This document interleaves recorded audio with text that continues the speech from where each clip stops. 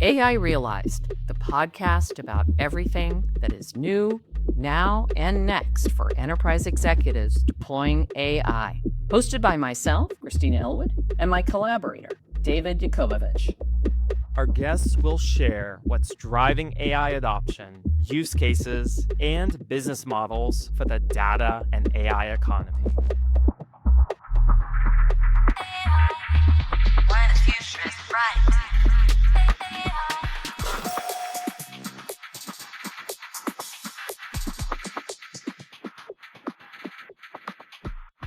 Welcome to AI Realized, the podcast for enterprise executives leading AI deployments.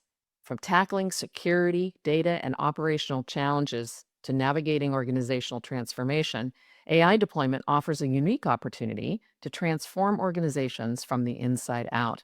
I'm Christina Elwood, your host for today's episode, and today we're talking with Adil Ajmal, the Chief Technology Officer at Fandom, the world's largest fan platform with over 350 million monthly users. Adil's career spans startups, big tech, and now media and entertainment, where he's leading AI-driven transformation. Adil, welcome to the show. Thank you so much. Really happy to be here. Well, your career has taken you from startups to big tech and now Fandom. What's the through line across all those chapters? It's been a very interesting journey. I think the thing that's been consistent, throughout it all, has been always wanting to add value for the users, and to make people's lives better. So, I started programming when I was a kid, way back in the day, starting from sixth grade.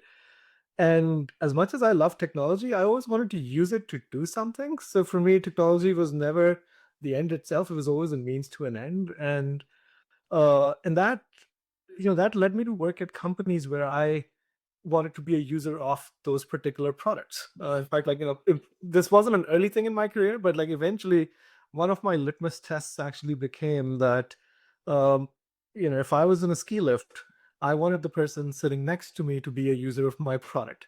And if they weren't a user of my product, I at least wanted them to be really excited about it when I would actually tell them. And I think luckily for me, that litmus test has actually worked pretty much throughout my career on the types of products that I worked on, whether they've been in small business or e-commerce or social networking or education, even lending, right? Because everybody understands the process of buying a house and so on, which was my last company.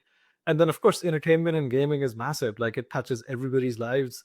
It gives people joy, especially in harder times and so on. And so that consistent thing about being able to add value to people's lives and to make things better. That I would say, that's been the through line. And I think the secondary one has always been always wanted to solve hard problems. And so I gravitated towards larger challenges. And so, a bunch of the places that I worked at have been really large scale. I mean, take Fandom, we're, a top 25 site in the world, given, our 350 million monthly users. Back in the day when I was working on Homestead, early in my career, we were the 18th largest site on the internet, smaller company, but still really large scale. So I got to learn a lot about scale and solving some really complex problems there. And so that trend has also continued, throughout the career. And I've been very, very fortunate to have worked with awesome people where I've gotten to learn, how to solve some very interesting and challenging problems along the way. I love it. So you like to solve big problems and bring joy to the customer. It's fun, right? Like Yeah, that's awesome. solving big problems is fun, and joy is just awesome to bring. So why not? Yeah, well, what's your philosophy that drives your work in the problem-solving side? Well, that's a very interesting question. So for me, it's about simplifying problems. Most things people generally gravitate towards complicated, large systems, solutions, and so on. Like my belief has always been simplify the problem down to its core. Figure out what's the one fundamental thing that you need to solve for any one particular problem. Make sure that you're focusing your solution around that. And then everything else, works around it. It's not that you ignore everything else around it, but always know what's the most important needle that you have to move, or what's the one most important thing that you have to solve. And so pretty much as I approach problem solving, or figuring out a product, or a feature or anything else, I generally try to figure out, okay, what's the most important thing that I need to solve for, and then make sure that that's above everything else that we're trying to do. Mm. Well, that makes a lot of sense just as a pragmatist's approach to problem solving in many ways, right? Um, I know you're a fan yourself. You're a fan of sci-fi and you're a Trekkie and you love Lord of the Rings and other types of sci-fi programming. How does that connection influence how you are building AI for your fans at Sure. So, I definitely am a huge fan of sci-fi and fantasy and fiction and what have you. I probably consume more content than I have time for, which means I don't sleep as much. But that was definitely a big thing for me when I was coming to Fandom. I've never worked for a company that's in the entertainment and gaming space or in the media space before that. And after my last company, which was in the lending space, like solving a really important problem in terms of consumer lending, I wanted to work on something that was more fun, that actually brought more joy to people's lives. And given that I'd never worked in this space before, and given how huge a fan I am of a lot of these genres, it ended up being a perfect fit. And the thing that made it a harder problem was the scale and changing users' behavior. Like, changing user behavior at scale is an extremely, extremely hard problem. We were under 200 million users at that particular point, which was at that particular point. And, most of these users come to us through search. And to get them to engage more with the product, it's a very hard problem to solve. And that's what I was really gravitated towards, because as a fan, I wanted to build things that would engage fans, that would create utility for fans, that would create more value for fans, and then change their behavior to actually spend more time on the site, engaging with those products, being able to do more commerce through the site. Like, if you look at my background here right now, you'll see a bunch of different things. Exactly. And so I remember, like, right before I joined Fandom, that Lord of the Rings sword that you see on the wall, my wife had given this to me as a birthday present that year. And when I was talking with Fandom, one of my first thoughts was, okay, she definitely researched it using Fandom. Why couldn't she just buy it off of Fandom as well, right? Like, that's creating utility for fans, even though it's commerce, but it definitely creates utility for you. If I wanted to go to a Comic Con or Star Trek convention, you can pretty much bet that I'm going to be a user of Fandom.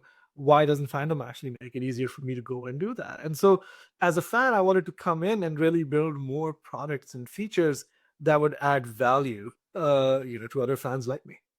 Well, and that really deepened the engagement in a big Absolutely. way. I mean, people who are buying are also maybe people who want to sell, or there's at least someone who's selling the item that they want, and people who meet in person. It makes a stronger online community when you have in-person opportunities for people too.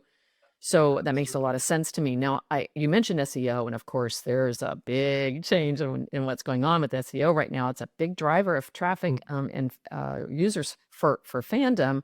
And with LLMs, of course, people are changing how they go about finding things and engaging with them online.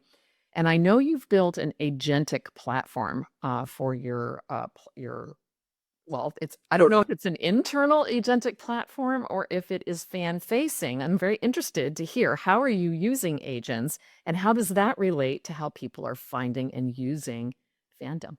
Sure. So I'll actually answer this in two different, in two phases. One, I'll absolutely talk about the agentic AI use and what we're doing with that. But you also touched on SEO, and I actually want to talk about a few interesting things about that as well related to AI. Like right now, as you said, search behavior is starting to change. It's not fully there yet, but I think over the next couple of years, it'll absolutely continue to transform. And a lot of publishers are seeing their traffic go down because now people are going and asking a question of AI instead of just doing a regular search. We have been in a very interesting position from that perspective because Fandom has authoritative content in our space, and so most of our users come to us through search. But the cool thing is that because our content is so deep and so structured, we actually get referenced by all the AI search engines and the searches way more than most other places. There was a very interesting report that came out last month on Google's new search AI experience. And we are the fourth most referenced site that Google actually references right now in those AI searches. That's incredible. That's incredible that you're number 4. We are number 4. We are above other sites, a few other sites that are larger than us. And so it was a surprise for us. Even the article, actually mentions that Fandom is pretty large, but we were getting above our weight in that search experience because of how structured our content in. Well, also, you have a lot of brand content, right? You have branded content, like the word Star Wars is Exactly. you have words that are branded like that. That has to be helping in the authority, in addition to the engagement being structured in two-way, right? I think the branded content part, helps to an extent, but it's the depth of content and actually being able to get accurate information on that, for those questions that really, really helps elevate it. And so, Authoritative. exactly that, hence the word authoritative, right? And so, we're in a very interesting position from that perspective, and we've seen some great results, from that. Now going to the agentic use, so we're building agents in the entertainment and gaming space, and they're going to be both external user facing and the internal ones as well. I can't speak too much to the external ones yet because we're actually waiting to launch a few interesting ones that I don't want to steal the thunder of our team. But I can talk about a few that are already in use and how they're working. And so one of the first ones is you know uh, is this thing called Helix, which is our targeting platform that uses massive amounts of data and then our AI models. And the whole idea behind this is that it can create both audience insights as well as create targeting segments for our advertisers to give them new targeting segments that are way that are way deeper than just demographic data or social data and so on. And so people can, using our using our targeting, using our agentic AI system, like that's behind Helix, they can actually target segments based on what emotions people may be experiencing at that particular point, based on the shows or the storylines or where they are in a particular story and so on, and a combination of their viewing habits, their consumption habits, what game they're playing, where they are in that particular game, right? We can what is it around heroes, is it around survival, like there are so many different segments that we get to create that are very different than demos, and we've seen great results for brands from that. So that's one example. Another example that I'll give you is around brand safety, where we've got an agentic platform that goes in and figures out what content is brand safe, what content is safe from a policy perspective, and this has been a very interesting problem to solve. So if you think about content, the first thing that you have to look at is to make sure that it's safe. It's not, violating any of your policy terms. There's no hate speech. There's no violence, discrimination, any of that, right? Uh, Extremely important, and obviously, like in a very first step, but somewhat simpler, because this is somewhat easier to detect. It's somewhat of a solved problem. However, now if you think about brand suitability, which is very different than just the safety of the content itself, this starts becoming complicated because most brands are not going to want to have their ads show up in content that may be related to terrorism or murder or crime or things like that. However, in the entertainment and gaming space, you're going to have legitimate content that's going to be in that space. So, for example, pick a James Bond movie. Right. It's going to have a villain, it's going to have murders, it's going to have bomb blasts, like all sorts of those things, right? And every brand will happily advertise, or most brands will happily advertise, with a James Bond or Mission Impossible movie. And so to understand the context of that content, we use AI and our agents across the board. So the first thing that we do is we've got 50 million pages of unstructured content. And so the first thing is actually going and converting that into structured content. And so there's heavy machine learning and AI use that comes into that. That gives us insight into uh, you know what that content actually is, like what it means. We get so much context out of that, and then that helps us figure out what brand this is suitable for or not, like and so on. And so we've got the agentic platform that can automatically go in, look at every edit, look at every content creation, figure out if it's not just violating policy or not, but what type of brands is it suitable for. And so then we do tiered monetization from that perspective to say this brand has these requirements, and so this type of page, even though it's perfectly safe from a policy perspective, may still not be the best page to show an add-on for this particular brand. And so all of that happens through this agentic platform that we've built to go and do content moderation and brand suitability analysis. And then to make sure that there's some human review, if something gets flagged after all of these different agents go through it, there's then there's human review for a very, very small percentage of pages as well. There are multiple other agents that we're building as well, like some there's another one that's for translations, which has been very interesting. Then there are other tools for productivity where we've actually built our own agents, from a coding and QA perspective, and so on. So this is very much ongoing. There are going to be some very interesting agentic uses that we're going to launch in the entertainment and gaming space, but those I'm going to have to wait for our press releases for. So, Adil, on your targeting, your ad targeting, are you also doing predictive AI to help the brand understand the likelihood of conversion or the cost, or the value of that conversion? Oh, absolutely, 100%. So everything that we do, we pretty much are measuring the impact of, and that's what we first take to our brands. Like, so one of the interesting things is that with our predictive AI engine, and the product that we have in the market for this is called Helix, which allows brands to be able to do very specific targeting across segments. We're actually seeing 50% lift in brand awareness based on that type of targeting. We're seeing a 16% increase in that brand consideration, about a 22% boost in preference for that brand, and a 72% surge in purchase intent. That's So incredible. I know it is. Those are dream metrics for an advertiser. Exactly, right? It's an awesome product. We launched it in the market last year. We are continuing to evolve it with better and better targeting. And so it's been, it's absolutely been amazing. And so the results are great. Our partners that are using it for doing advertising on our platform and doing targeting on our platform absolutely love it. Well, and on your point about suitability, so you have fans, you want to bring joy to them, but you also have advertisers, you want to bring joy to them. You're doing a good job. You're doing a good job on the targeting.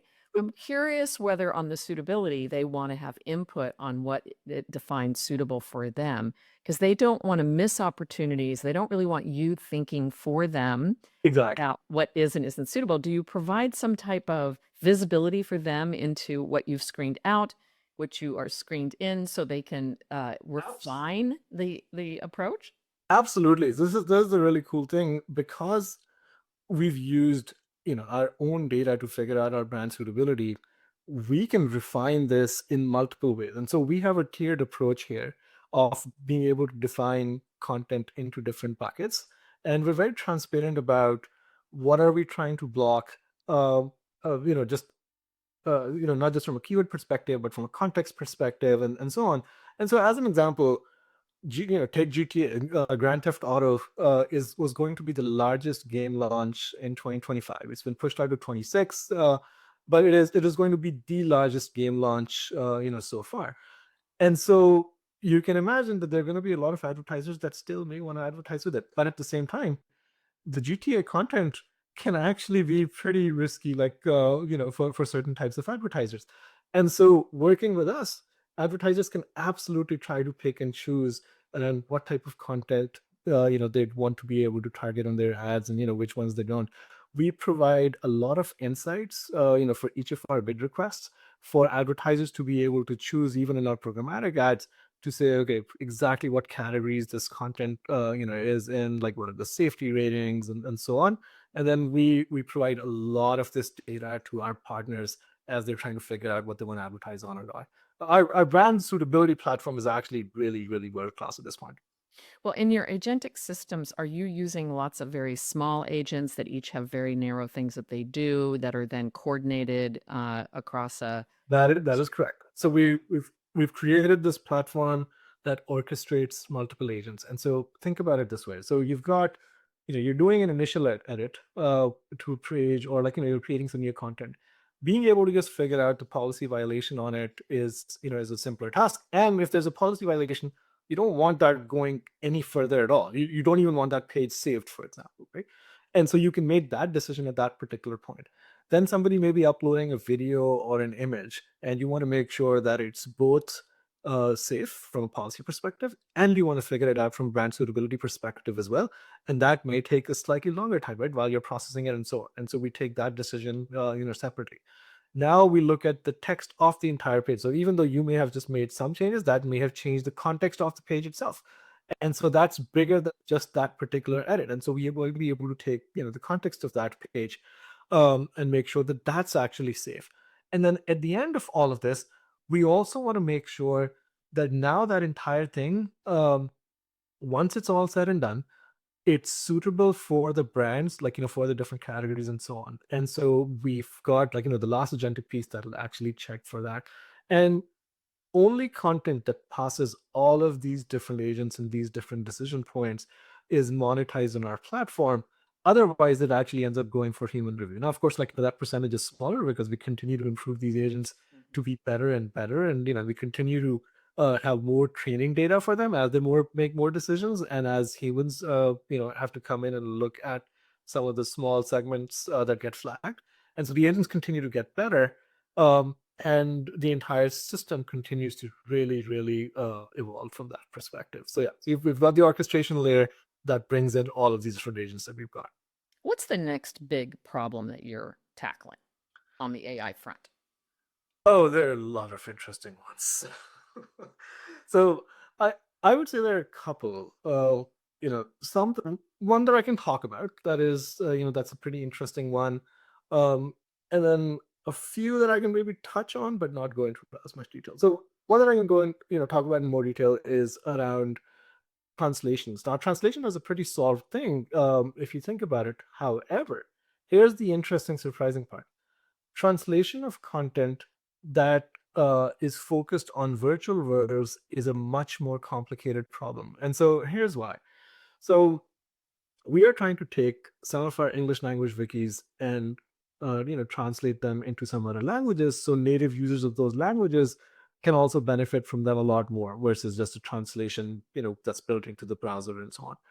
Um, and so if you translate content that's based uh, more on real world things, or has some historical context and so on, it gets translated a lot more accurately. And so we took, for example, like, 4 foreign communities and translated them. So one of the first ones was a show called Shogun. Shogun has a series of books. There's an old movie, and there's a new series that came out on FX.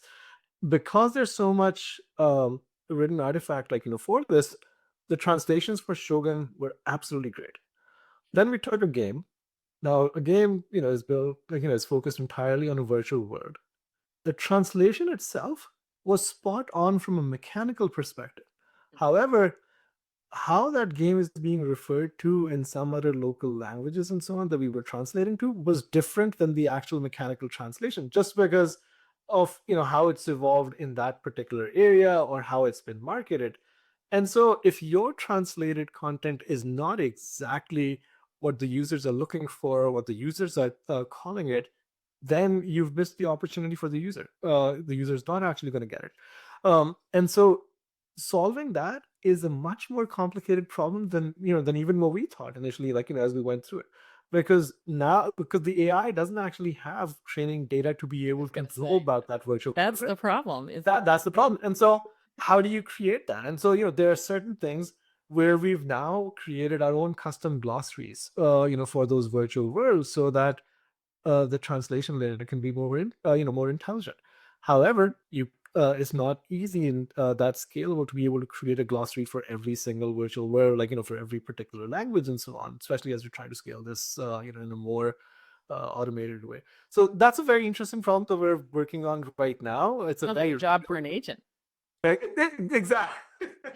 And as it is, like, an agentic system that goes and does the translation. But here's where the human part, like, comes in as well, because again, if your translation is mechanically correct, which an agent will do an excellent job of, but it's missing the mark, for the user, then it doesn't work as well. And so we're also involving the human aspect of bringing in people, power users from our communities, from those, who are native language speakers in that area and stuff, to actually help train the agents and the models. I was thinking of the agent in a conversation with the users, and listening to the users online in their conversations, and then dialoguing with the users to learn the vernacular of that world, and then that agent becomes the knowledge, base for the language model to use across all of the other use Ex- cases. Exactly. That's a very interesting use case, and that now also touches on a lot of privacy issues, right? In terms of being Oh yeah. actually record. And so we can, just to be very clear, we do not do that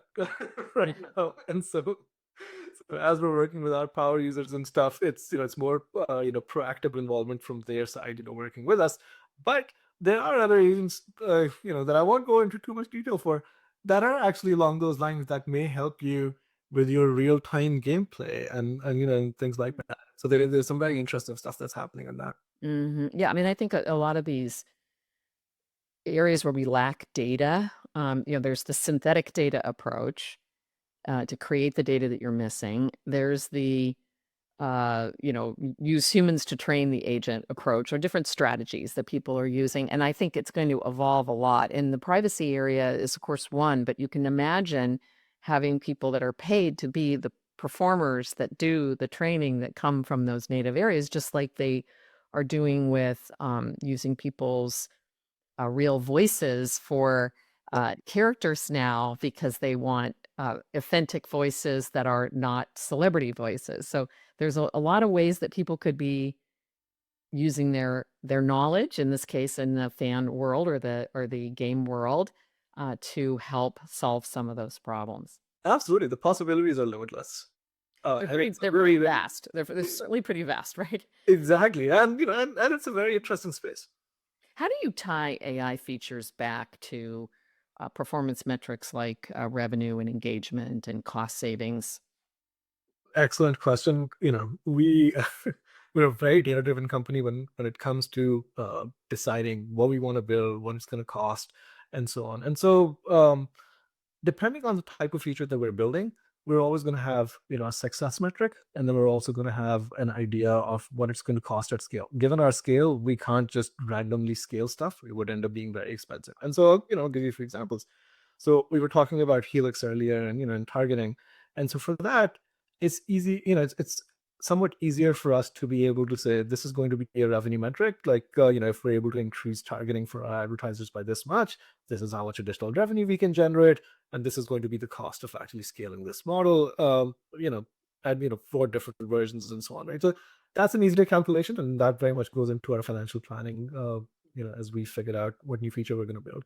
Now, when it comes to engagement is not directly tied to revenue. However, we've got ways to do that as well. And so, when we're thinking about an engagement feature, let's say it may be doing more content recommendations for you, or it gets you to spend more time on the site and so on. So, we'll measure a few different things. If we're spending more time on the site, we can eventually translate that back into revenue as well, because you may end up consuming more advertising, or you may end up doing more commerce on the site and so on. And so, we'll have a way to measure that. At the same time, we're going to have an idea of what it's going to cost from that perspective as well. And so this continues to go into, like, every calculation. That internationalization piece that I was talking to you about, there's a cost to translate all of your content in different languages. And so there was a very deep thought process around which language do we start with, where is it going to be most beneficial for our users, where they don't have native versions of this, and it's going to be more relevant to these communities. And then what is the size of those communities? How much additional audience are we going to get? Is it worth it to do the translation or not? How much advertising can we actually generate and so on? How many engaged users can we get out of this? And so a lot of those factors go into that calculation that then comes back. And if it's going to generate more engagement and more revenue than what it's going to cost, then it's a good feature to go and pursue. But you maybe if you're looking at 3 features and trying to figure out, okay, which one is going to cause more engagement and cost the least, right? And so and everything that we do eventually does come down to some measurement. Well, I imagine that was true before you started using AI. How did it, That yeah, exactly. yeah. But those sound very familiar. But how is it different? I mean, one thing that strikes me as different on the cost side is there's the unknown cost associated with the tokens and all of the consumer cost, so the consumption cost. So I'm interested in how you're dealing with that, because that's a new variable that you didn't have before it was AI. And then how does that square against the opportunity for new revenue, because you're able to delight the customer more? So that strikes me as the sort of balance that you're looking to hit, and I'm interested how it's different with AI. I'll be, in all honesty, the framework itself is not different. It's just a question of, of figuring out the right cost. Now, figuring out costs for AI are not that complicated. And so we don't necessarily go and, build anything to scale just right off the bat, right? And so there's always going to be a proof of concept, and that gives us what that cost is going to be. Even the proof of concept itself is going to cost you something, and so we try to first calculate that as well. Given that we're dealing with contents, large amounts of content all the time, we've become very good at figuring out exactly what we need to tokenize, how much, each of those API calls is going to cost, like, how much processing, like how many tokens we actually want to process for each thing. And so we've been focused on that pretty much from the start, because given our scale, we couldn't just randomly like go about doing this, right? Like there's no way that we would have actually been able to. So how good have you gotten on predicting in a pilot? Say, okay, before we do the pilot, we think this is going to be what we're going to see for costs, for conversion, for engagement, et cetera. How good are you doing predicting that, and then how well does that translate into the deployed world? So the cost part, I think we are pretty good at predicting, because our data science team has become really good at this over the last few years.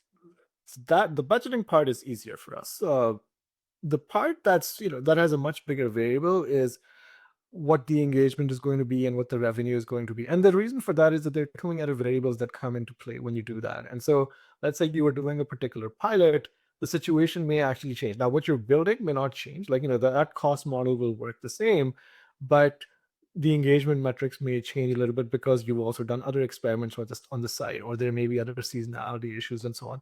Same thing with revenue, right? Like you may decide, like I'll give you a simple example. You could come up with something that says, we're going to increase our time on site by about this much, and we've done our experiments, and this will work at scale. You may actually be able to increase your time on site pretty close to what that experiment had proven, but the price of advertising may actually change at that particular time because of market changes. And so even though you may actually hit that engagement, you may make more money or less money, but your cost is now the same, because the cost would actually become pretty good at predicting in terms of exactly like what it would cost to scale. And so that's how we look at it. And so as we start scaling any of these things out, we look at these metrics very, very closely. It's not an after the fact thing. Otherwise, we would be in trouble. And so we can't always guarantee the results. I think, as one of the things that Jeff at Amazon always used to say was, you can control your inputs, but not all your outputs. So be very, very good about your inputs. And so we focus very much on that. Yeah, that's good. That's good guidance, I think, for anyone. I think it's interesting that you're not finding the prediction of the cost to be that challenging, because the cost of inferences change so dramatically, and all the costs seem to be changing very rapidly. So it's interesting. Maybe it's partly because you're at scale and you're dealing with, the so many knowns. That's exactly it. I think you have to be very disciplined about it. You can't make assumptions. Like, if you were going with one model and you just assume, the next model is going to operate the same way and it's going to cost the same, like, you'd be in a world of trouble. I think I definitely, will give a shout out to my data science team from that perspective, because they've done a lot of work with different models and, figuring out the different costs. And so anytime we go and are looking at how we're going to scale something, they do a very good amount of due diligence in figuring out what it's going to cost. Like, for example, like, as we were doing this brand safety work and the translation work, we were figuring out the cost, or what it's going to, what it's going to cost us at scale for brand safety, for example, what it's going to cost us at scale, like, as we're doing translations. And then, we're very thorough when we do those POCs to make sure whether those assumptions are actually holding or not. And then as new models come in, we reanalyze, and recalculate all of this. We don't just stick with what it was before, because, as you said, the cost of inference, like the models themselves, everything is continuously evolving. So there is a lot of work to stay on top of it.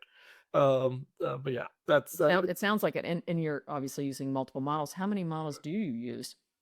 so a good number for different tasks. For example, like, for a lot of the translation stuff, we've been using different Gemini models, on the Vertex platform.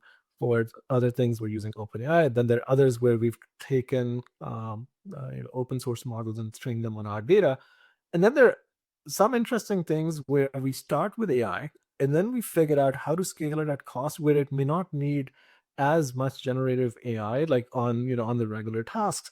And for those, we've taken open source models that can scale really, really cheaply for us. And so Helix that I was talking to you about earlier, which is our insights platform for our advertisers for targeting and so on, we continue to reclassify that data on an ongoing basis. And if we were using, uh, you know, commercial models for that, it would be ridiculously expensive for us. However, we use those for certain aspects for starting out, and we still use them for certain aspects of it. But for large scale, we now have some older models that we've trained for explicit purposes, and we can do that at ridiculously low costs on those regular tasks. And so, I think that discipline comes in, partly because we're disciplined operators, but also because we're a private equity backed company, and so we've really, really built that discipline into all of our ethos. Yeah, discipline is a good constraint to have in many, many ways. It is. Yeah. So in this multi-model environment, so I assume you're hosting some of them yourself. And is that a big cost trade-off? Is it much, much cheaper to host them yourself versus using public models? Or is it really more about the output and what the use case is, and you're not optimizing for the cost so much as you're optimizing for what is needed in So what the model can do? when we start out, we're optimizing for what's needed and what's the outcome that we're trying to achieve. Once we know that it's going to be something at scale, then we start figuring out how can we make it even cheaper than the calculations that we had. So when we start out with the original ROI, it is based on being able to use commercial models and stuff. In most cases, we've got our own for certain things as well. But in the start, the time to market would be just too much if you're trying to host everything yourselves and so on, right? But yeah, as we go forward, then we start looking at, okay, what can we host ourselves? And then again, from a hosting perspective, we are in an interesting position because we are truly hybrid, where we are two cloud platforms and we also have our own on-prem. Given our scale, we actually operate our on-prem with great efficiency as well. And so for something and we're going through hardware refreshes in our data centers right now, and our machines are going to be capable of running some of these models as well, right? So, and then that significantly reduces your cost for certain things. So there's a lot of calculation that goes in around what phase you're at and eventually where do you want to end up at. Do you have any cases where you're running the model yourself because of data privacy or data compliance or security? um there's one that we are looking at right now. It comes in more from a compliance perspective, and I think there are some restrictions on where that data can be hosted, like from a physical location Like a perspective. sovereignty kind of case? Yeah. So luckily in entertainment and gaming, there's not as much of it. It usually ends up being around, if there's certain user data, or if there's data that's related to content that may be violating policies and so on. And then how do you actually have to treat that and stuff. Yeah, that makes sense. So, is there a case, an AI use case that you and your team have worked on that surprised you? Either the case itself or the fan behavior or the business impact? Sure. Oh, well, we talked about translations earlier, so I won't go into that. There was another one where I think sometime last year we were trying to create this feature where we were using AI to extract both more commonly asked questions and then also extracting their answers, so that we would make it much easier for users to get the information that they needed. And so, as we originally started this out, the first proof of concept was, let's say, on 10 wikis. Then we scaled it out on, about 100 communities. And we had a lot of human review in that process as well initially, because we wanted to make sure that the models were working correctly and, and we're producing results at scale that were good. So we went from 10 to 100, did a lot of, quality control on that, working with our users. And then after that, as we started scaling it out at a larger scale, the idea was that the models are good enough because we've got 250,000 communities and 50 million pages of content. So there's no way that if you're trying to scale it across that platform, you're doing human review on every single thing, right? And so as we started scaling it out with more confidence in the model, AI hallucinates a lot. Actually, this was maybe like 2 years back or one. I forget the exact time frame, but this is where you weren't doing as much RAG for verification afterwards and so on as well, because that does really increase your cost. Um, and so as we started scaling it out, it started hallucinating and generating some content which wasn't like outright incorrect, but it had nuanced things in it that could be very offensive. And so luckily, it got caught by our users very, very quickly. Like we had launched something, and one of the advantages of being at our scale is that you've got so many eyeballs on everything that you do that you find out about things immediately. That's true. And so this was a community where AI generated some content, which if you read, definitely raised some interesting concerns because of the nuances that were being implied by AI, which were absolutely incorrect, by the way. And so we immediately took that down. We stopped the feature because we wanted to make sure. One of our main things is we always want to make sure that anything that we're doing in terms of content, we are we're adding value to our users and not creating something that is unauthentic or that's unsafe or any of that, right? And so we ended up then changing the process where communities and our power users had the ability to edit the content that was being generated by AI. Now, once that happened, our users were actually really excited about it because they still felt in control. They could correct mistakes, and it became really good for our model as well because as our users corrected mistakes, it ended up teaching the model, right? And so the model continues to get better. And so that was definitely a very interesting one where we launched this feature, and I think on a Friday morning we found out that our users are actually raising a concern about what AI is generating, and we literally pulled it back immediately. But yeah, that was a very interesting surprise. What about business impact? Any business impact surprises? Luckily, I think with that particular feature, we had assumed that there'd be certain amount of engagement, which would then tie to revenue and so on. But it was a very at a very early stage, and the user safety consideration is always at the top of every single thing. And so, in fact, like the really nice thing about this entire thing was that the person who pulled the feature back didn't even ask anybody in the exec team. They informed us. They were like, "This happened. We've pulled it back." And we're like, "Absolutely, you did absolutely the right thing. Let's go figure out how to make it." That's a good culture. That's exactly it, right? I was like, "Yeah, it's the right point, but you should absolutely be empowered to go do it and make that decision. It's the right decision." I'd love to hear about the cultural things. It's one of the through lines since last October when we first held the AI Realize Summit, and today, as we anticipate the November 5th summit, one of the through lines is this organizational impact, the culture change in the organization, up-leveling skills for the team, recruiting people onto the team, providing career paths, managing people who have AI assistants, and providing performance guidance, communication about what you can do, what you can't do, um, you know, all of the things related to the fact that AI is transforming so many dimensions of how we operate. Can you talk a little bit about what that process has been like and what some of the insights are that you have to share with our listeners about that cultural change? Sure. Happy to go into it. Like it's been something that we've been very deliberate and thoughtful about. Every company wants to adopt more AI and incorporate it. Um, it's not easy unless you actually have a plan on how to do it, how to really encourage adoption, how to actually measure those results. If you just tell people to use AI, it doesn't really go anywhere. Like a few people will, but you're not measuring results. You're not seeing how it's actually transforming. So it's been an interesting journey for us. It's been a journey of figuring out the right tools, figuring out the right security protocols, as you said, right? Like what data can actually go in or not, creating the AI policy in a very thoughtful way. So, I'll start with that and then I'll go into how we're trying to get it to adopt.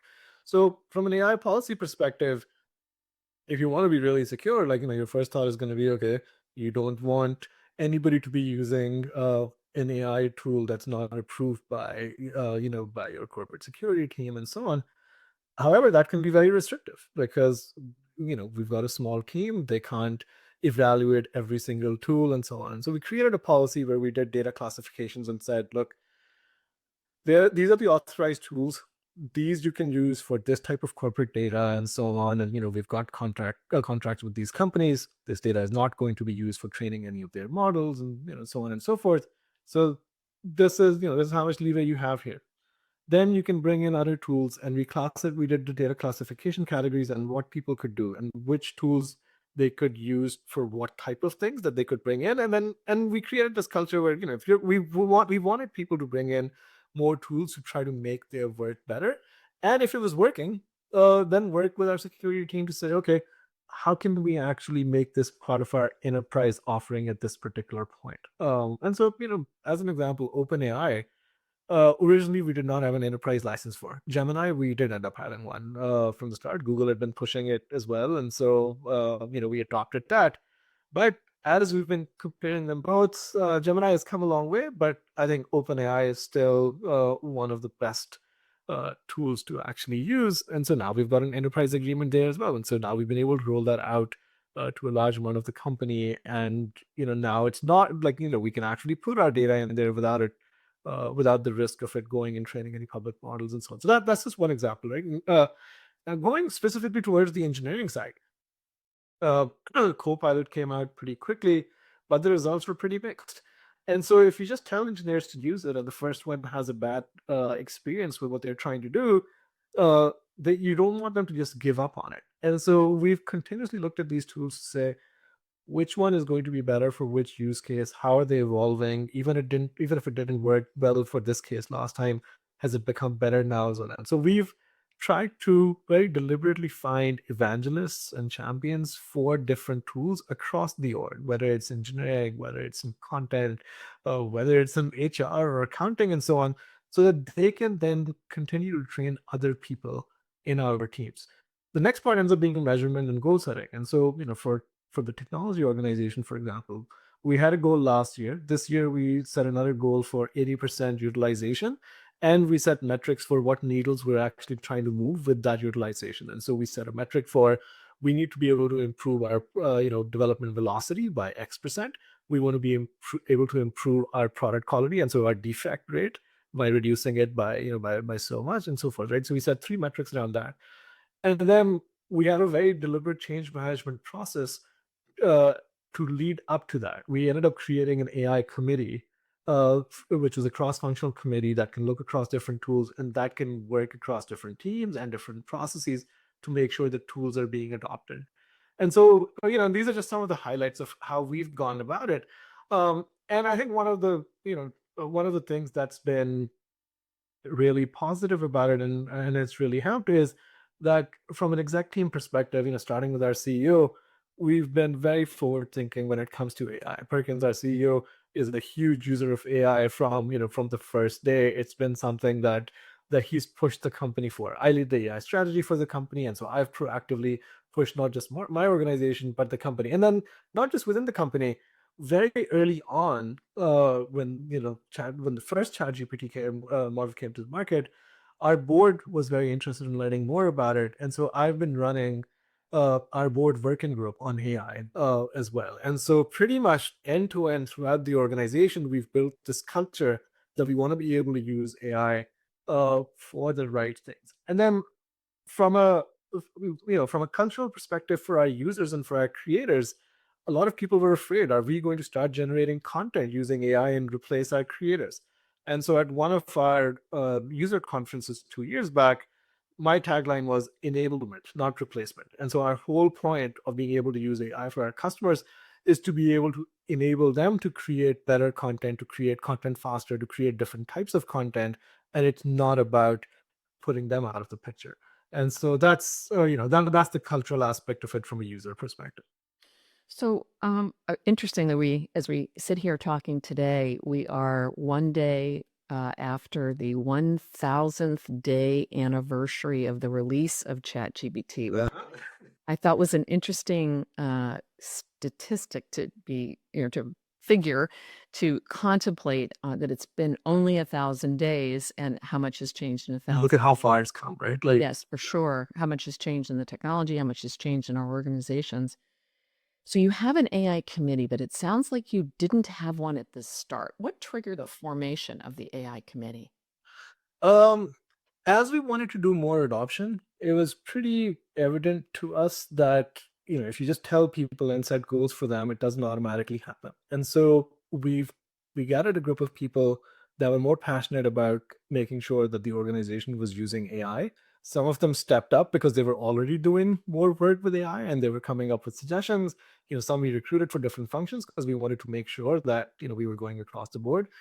And so over, like, initially it was more of an informal thing, where people were just trying out different things, but we actually saw that as people were doing more suggestions and trying to do different things, we thought that if we actually bring this group together and give them more of a mandate, it's going to be more beneficial. It's going to accelerate our adoption. We'll actually be able to do things in a very systemic way. And so, as an example, right now, because it's the group that's responsible for for taking this forward, we are doing tests with different coding agents at the moment, and it's in a very structured way. So when they launch this test, they talk to the entire engineering organization, for example, and say, look, we're trying to do this, we need this many volunteers for the next month to be able to do this so that we can measure results. We're doing the bake off between these two different agents and so on. So it's really helped us make it a lot more structured, with people that are passionate about it, and people can go in and out of it as well. So that's sort of how it formed, and it's worked out really well for us.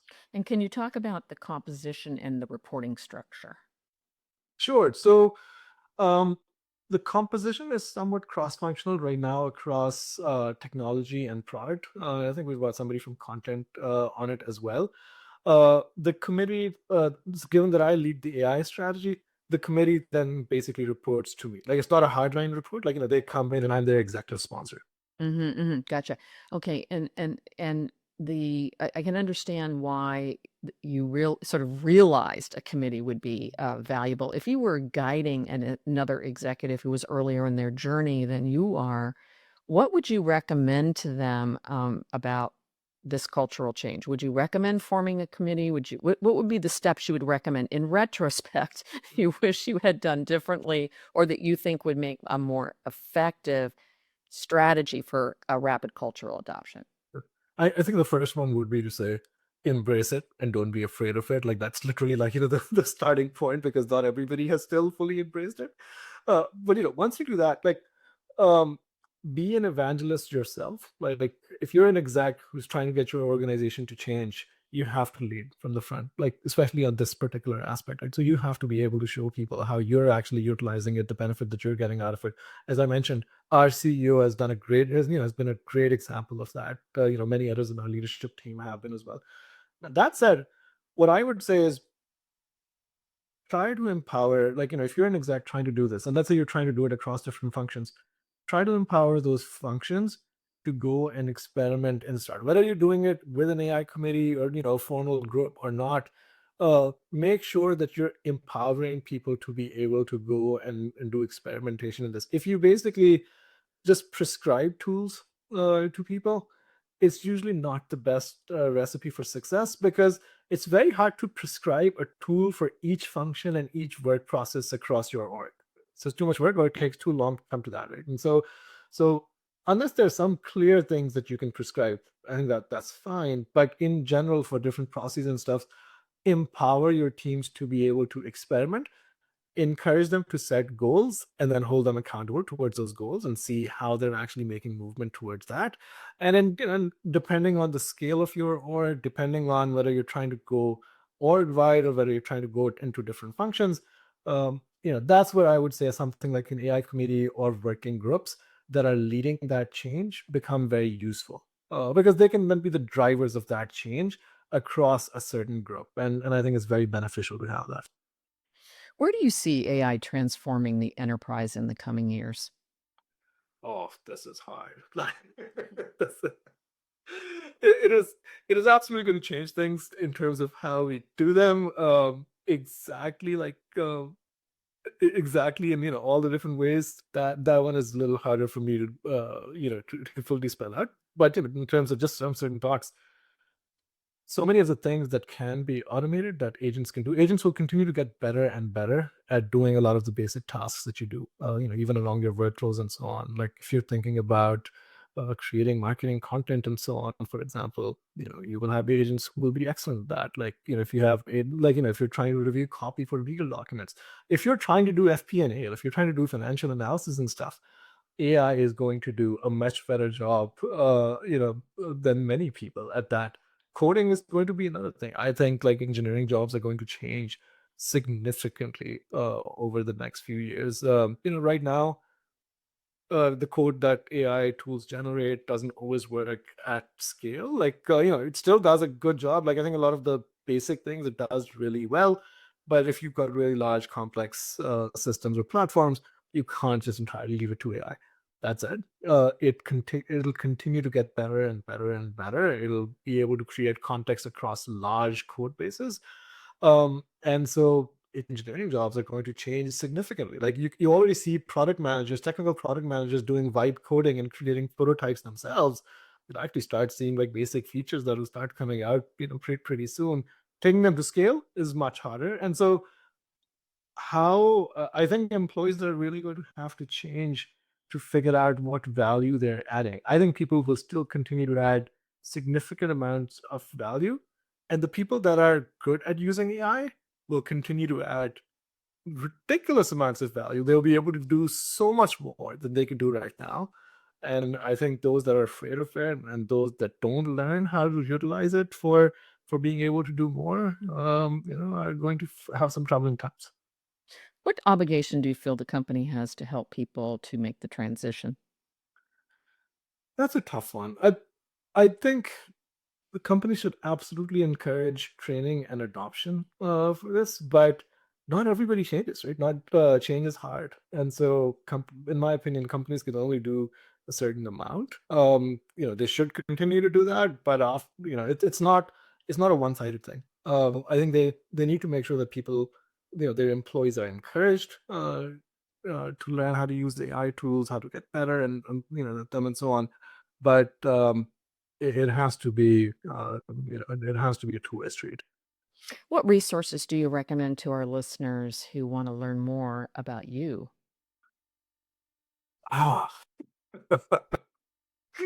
uh, me personally, I don't know. I'm not that much of the web or any of that, so I'm reasonably private from that perspective. Uh, for fandom, we've got 50 million of pages of content, and so you can learn a lot more about that. Like, but look, I think some of the things that I read, like, for example, like which will give you insights into how I'm thinking about stuff. Um, there's Ethan Mollick. I actually love like reading every one of his content pieces that comes out, and I think it's one that I would highly recommend. I think some of the work that you guys are doing is actually pretty cool as well, and so I highly recommend people to to listen to these podcasts, then read the newsletter, attend the conferences, and so on. There's so much content that's being created around this topic right now. Sometimes just picking like what to go and consume is a hard thing in itself. Well, leadership also is changing. Right. And like any ground shifting that happens, there's a type of leadership that is meant for that moment. What leadership skill do you find yourself relying on more in this AI era than you did prior to the AI era? I think it's one thing that it's really really brought out in me, and it's really it's fueled my curiosity again, like in so many different things. It's that sense of being able to go and learn more and more and more has really come into play. And I think as a leader, if you're trying to transform your org, if you're trying to get your org to adopt AI and pretty much any other thing, but I think especially for AI right now, I think that curiosity and desire for continuous learning, doing it yourself and getting your org to do it, I think that's one of the most important skills or traits that you have to have if you're going to go through this transformation. And it is so much fun, honestly. Like once you start using it, like, there's no going back. Okay, is that what's one takeaway you want people to have us as we wrap up our Sure. discussion today? I think the simplest one that I would have is don't be afraid of AI, embrace it, learn how to use it to your advantage. If you're not using it, you're shooting yourself in the foot. Well, Adil, Jamal, thank you so much for spending this time with us today. We greatly appreciate your insights and your experience as the CTO of Fandom and your experience across all of your work. So thank you so much for joining us today. Christina, you are most welcome. It's absolutely my pleasure to be here.